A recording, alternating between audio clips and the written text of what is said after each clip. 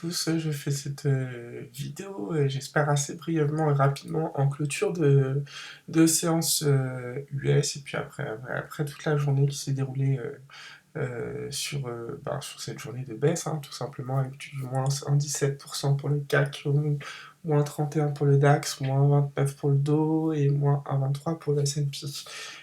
Du coup, j'avais pas mal de choses à dire, donc je vais le faire en vidéo, je trouve que ce sera plus simple. Voilà, alors je vais commencer avec le CAC 40, je vais parler uniquement des indices, hein. Donc je vais commencer avec le CAC 40 qui a clôturé sur juste au-dessus de son support journalier, la M7 jours, après avoir beaucoup travaillé en fin de séance, et qui clôture aussi en fait autour de son Oggi jour de vendredi, donc la close moins cette période jour de vendredi. Donc la zone des 6680 est une énorme zone à préserver pour garder la tendance de court terme haussière. Si tel n'était pas le cas, demain on sera au-dessus de la clause moins 20 période jour. Cette clause moins 20 période jour nous dit que M7, c'est ce qu'on voit sur les indicateurs anticipés, M7 pas M7, nous dit que M20 va redevenir haussière ce jour-là. Il suffit juste de préserver ce niveau euh, pour, euh, pour pouvoir garder une tendance de moyen terme haussière en jour, et il faudrait surtout, en fait ce serait bien de le préserver, mais il faudrait surtout aller chercher la clause de vendredi à 6800 points pour pouvoir s'assurer en fait que cette M20 reste bien haussière. Voilà, donc demain il y a un gros momentum en fait sur les supports, et je pense qu'il y a un gros rebond à prendre. Si ce niveau était cassé, on irait tester M20. Donc ce niveau-là, c'est autour des 6530 points. Si jamais on le cassait, on irait tester M20 et donc fermer le gap là qui a été ouvert. Donc ce gap, il correspond à la clause moins cette période jour. Éventuellement, donc si on ne fait que fermer le gap, tout va bien, M7 reste haussière. Si on fait plus que fermer le gap et qu'on continue de baisser, non seulement notre M20 serait baissière, et la M7 aussi serait également baissière, et la tendance serait fortement dégradée pour le coup, puisqu'on se rend compte que cette clôture-là, c'est la clôture la plus basse dans l'escalier. Après, toutes les clôtures qu'il y a sont montantes, donc la M7 ne ferait que baisser tant qu'on serait sous ce niveau-là.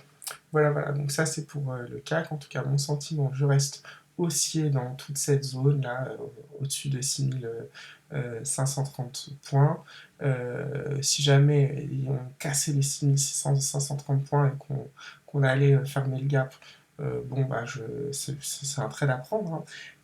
Je regarderais quand même bien au niveau du gap ce qui se passerait, et s'il n'y avait pas un éventuel rachat à prendre sur ce complément de gap pour qu'M7 reste haussière ou pas. Voilà. Donc en tout cas, je trouve que c'est assez clair en tout cas en termes de niveau d'intervention.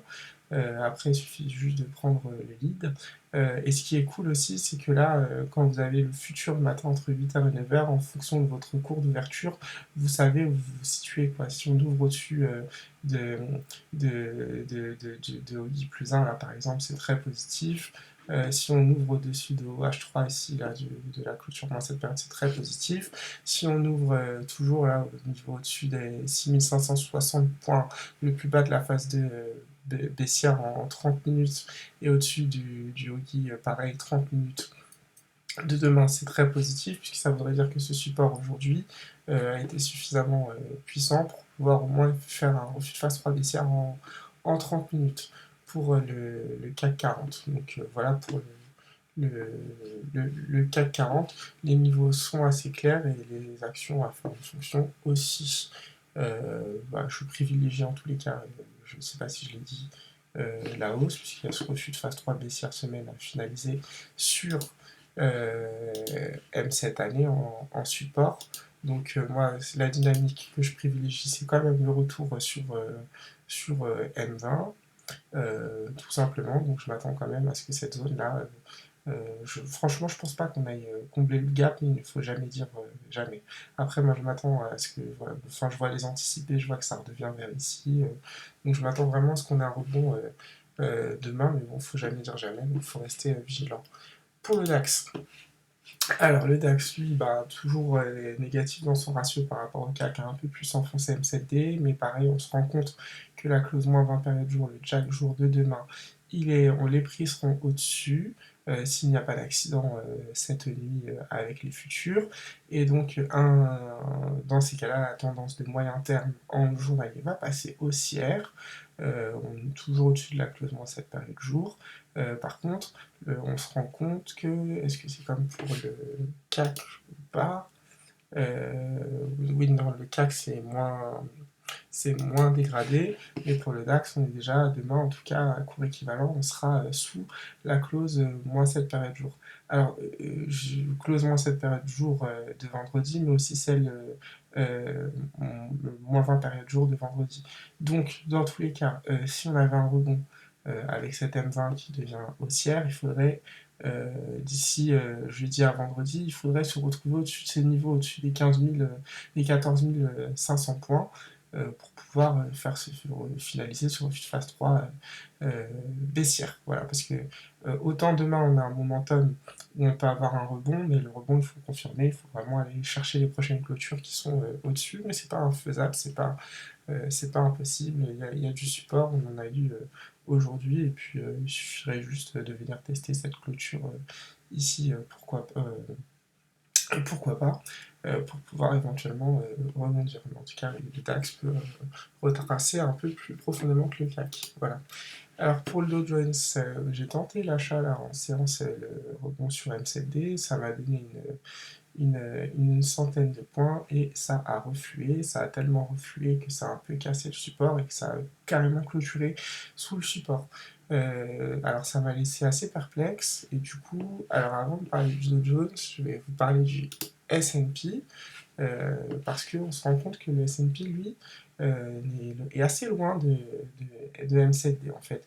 Alors ce qui est assez normal qu'il soit loin de M7D, je vais vous expliquer tout de suite pourquoi. C'est parce que je vous avais expliqué dans la précédente vidéo en fait que dans le ratio, il y avait du dos par rapport au S&P, il était à l'avantage du dos ces derniers temps, mais que ça ne risquait de pas durer longtemps parce qu'on avait une résistance assez forte dans la phase 2 baissière année qui était la bol basse année, et on est venu, là on l'a approché, peut-être suffisamment pour pouvoir refluer et qu'elle fasse résistance, et du coup ça veut dire en gros que bah, on récupère cette phase, en tout cas en reflux là, donc euh, le ratio on le voit en jour là, c'est ici hein, que ça s'est fait les plus hauts, et puis là bah, ça fait une semaine en fait hein, qu'on baisse, hein, ce sont des périodes jours, donc tout simplement ça veut dire que le S&P monte plus que le Dow Jones, c'est surtout que quand il y a des corrections, il descend moins que le Dow Jones. Donc du coup, lorsque on regarde le S&P, on se rend compte que bah, lui, il n'a pas fait MCD, alors que euh, le Dow Jones, lui, a fait MCD aujourd'hui. Et le S&P, lui, il a carrément presque finalisé hein, à quelques points son refus de phase 3 baissière semaine. Donc tous ces éléments, en fait, c'est ces éléments, moi, qui me font me dire, parce que on a aussi méché au-dessus de M7 mois ici pour quelques points. C'est pas fini, mais c'est ces éléments-là qui me font me dire que la hausse n'est pas finie, puisqu'on voit aussi que sur la semaine, on rebondit carrément sur la clause moins cette période semaine de la semaine prochaine. Donc pour moi, c'est des éléments qui me disent, même si on a une grosse phase de latéralisation cette semaine, du reflux sur les résistances, je pense qu'à la fin, il va falloir quand même, avant la fin de la semaine, il va quand même falloir confirmer tout ça. Voilà, donc ça c'est le S&P. On se rend compte que bah, demain il est encore au-dessus de sa clause moins 20 périodes de jour, moins 7 périodes de jour, donc pour lui il n'y a rien à dire. Lui il y a eu un reflux certes, mais bon, faudra regarder ce qui peut se passer. Je m'attends à ce qu'il fasse M7D demain, du coup, qui n'est pas trop loin, pourrait éventuellement avoir un faux croisement haussier en une heure en fait. Donc un retour hein, sur les derniers plus hauts, tout simplement. Donc voilà, je m'attends à un truc comme ça, enfin un truc un scénario assez positif. Donc ça fait un scénario positif pour le S&P, positif pour enfin probablement positif pour le CAC et le DAX si on préserve clôture. Et donc je vais conclure ici avec, enfin non, il y a encore le Nasdaq. Et donc du coup pour le Dow Jones, bon, combien même on sera en clôture sous le support, demain pareil, on a des gros niveaux, puisqu'on sera au-dessus de la clause -7 et -20 période. Jour de vendredi. Donc en gros, demain, si on casse ça, ça veut dire que si on casse les 34 060 autour, ça veut dire que M20 et M7 repassent baissière. Donc autant vous dire que la configuration ne sera pas excellente. Donc s'il y a un rebond, sachant qu'on a cassé M7, pourquoi pas, pourquoi pas aller chercher un support plus profond. Support plus profond pour moi, c'est ici, quoi. Si on casse ça après, ben, c'est mort. Donc demain, je prévois d'acheter cette zone, sauf si les futurs montent dans la nuit, ce qui n'est pas impossible, et qu'on se retrouve en l'air demain, en tout cas au-dessus de 7 M7D. Pardon. Alors pourquoi je parle de ce scénario où on pourra avoir les futurs qui montent pendant la nuit?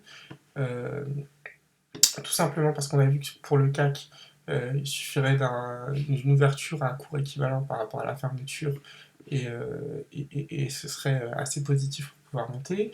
Et pour le Dow Jones, il suffirait juste, on a clôturé à 34 358, il suffirait juste de remonter au-dessus de la clause moins cette période H3 à l'aide des futurs pour se retrouver dans un non-croisement haussier, puisqu'on a 1, 2, 3 périodes, et que la prochaine période, la close est à 34 550, donc 200 points, voilà, 200 points pour se retrouver dans un non-croisement haussier, avec un support qui a été enfoncé de quelques points, mais si le futur le faisait remonter, ce serait pas grave, on pourrait dire que le support a joué son rôle éventuellement. Mais dans tous les cas, que ce soit lui ou que ce soit lui 300 points un peu moins plus bas, il y a toujours ce refus de phase 3 baissière semaine à finaliser, ce n'est pas fait. Là on voit qu'on a bien méché pareil au-dessus de M7, de M7 mois, même si c'est elle qui fait refluer les prix.